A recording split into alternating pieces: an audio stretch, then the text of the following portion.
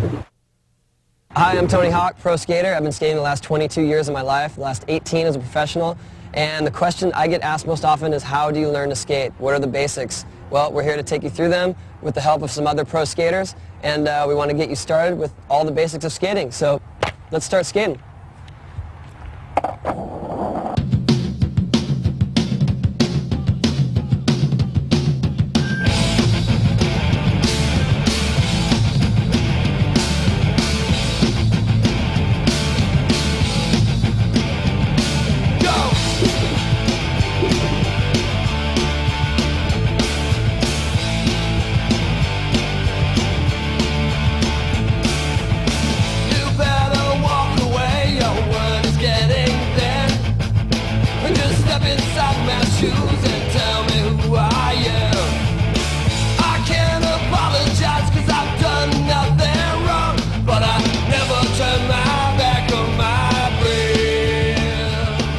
Kickflips. Kickflips is one of the most frustrating tricks to learn in skateboarding, but we're going to try to help you to do it the easiest way possible.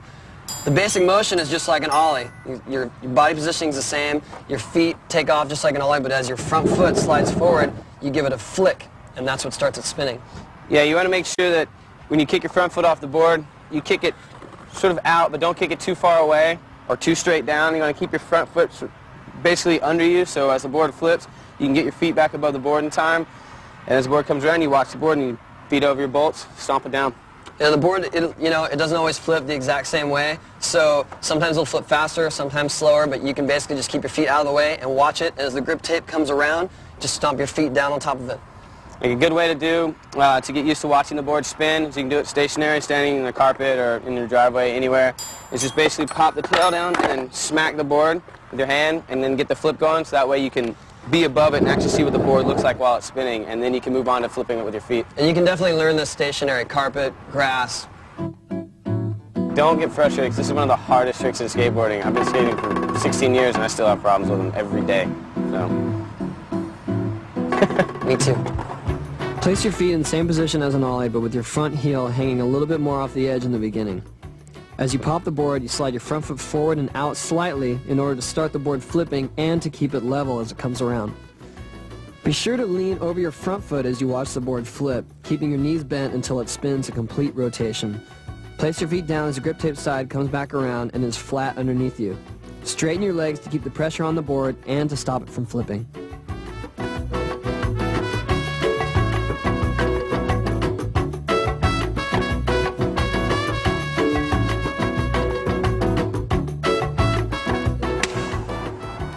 As you can see, kickflips are not the most consistent trick. We've been doing it for years and we still need practice. But that's what it's all about. It's about just always trying to improve your skills and just keep at it. Most common mistakes with kickflips, well, the first one I think is to not flip the board enough, and that will definitely stop your motion.